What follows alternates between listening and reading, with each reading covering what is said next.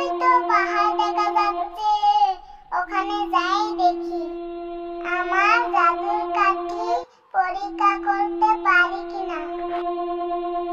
ওই তো একটি মানুষ দেখা যাচ্ছে। আমার জাদুর কাঠি ওই মহিলার উপরেই পরীক্ষা করব। দেখি আমার জাদুর কাঠি কাজ করে কিনা। রুমে থাকতে আর ভালো লাগে না, এখানে বসে খুব ভালো লাগছে। তো পরিমণি মনে মনে চিন্তা করছে যে এই বসে থাকা মহিলাটির উপরে আমি আমার হাতে থাকা জাদুর কাঠিটি পরীক্ষা করব। দেখি আমার হাতে থাকা জাদুর কাঠিটি কাজ করে কিনা। যাই এখন বাসায় যাই।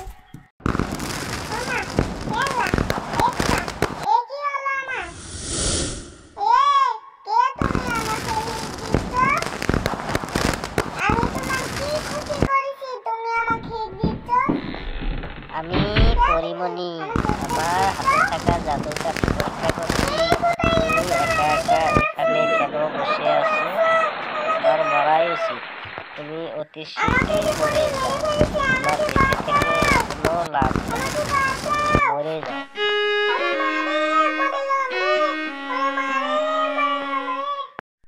তুই এখানে মরে পড়ে থাক, আমি উড়ে যাই।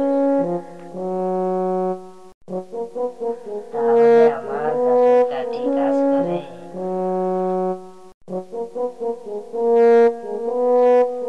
এখন থেকে আমার হাতে থাকা জাদুর কাঠি দিয়ে সব ধরনের কাজ করতে পারবো।